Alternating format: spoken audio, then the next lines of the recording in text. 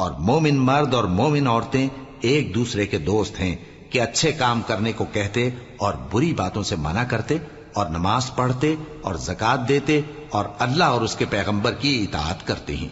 یہی لوگ ہیں جن پر اللہ رحم کرے گا، بے شک اللہ غالب ہے، حکمت والا ہے۔ اللہ نے مومن مردوں اور مومن عورتوں سے بہشتوں کا وعدہ کیا ہے جن کے نیچے نہریں بہہ رہی ہیں، وہ ان میں ہمیشہ رہیں گے، اور ابدی بہشتوں میں نفیس مکانات کا وعدہ کیا ہے۔ اور اللہ کی رضامندی تو سب سے بڑھ کر نعمت ہے،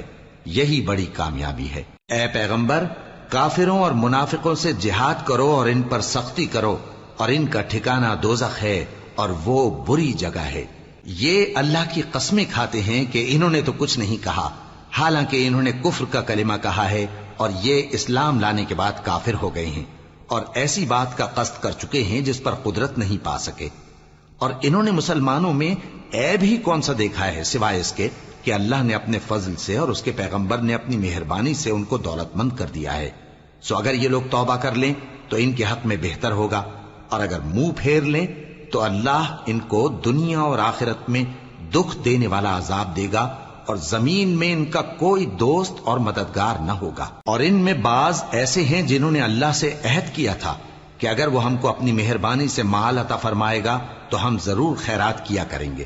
اور نیکوکاروں میں ہو جائیں گے، لیکن جب اللہ نے ان کو اپنے فضل سے مال دیا تو اس میں بخل کرنے لگے اور اپنے عہد سے روگردانی کر کے پھر بیٹھے۔ تو اللہ نے اس کا انجام یہ کیا کہ اس روز تک کے لیے جس میں یہ اللہ کے روبرو حاضر ہوں گے، ان کے دلوں میں نفاق ڈال دیا، اس لیے کہ انہوں نے اللہ سے جو وعدہ کیا تھا اس کے خلاف کیا، اور اس لیے کہ یہ جھوٹ بولتے تھے۔ کیا ان کو معلوم نہیں کہ اللہ ان کے بھیدوں اور مشوروں تک سے واقف ہے، اور یہ کہ اللہ غیب کی باتیں جاننے والا ہے؟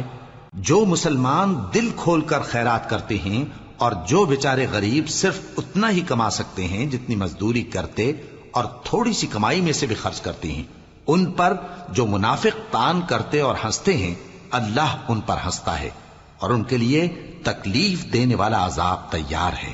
تم ان کے لیے بخشش مانگو یا نہ مانگو برابر ہے،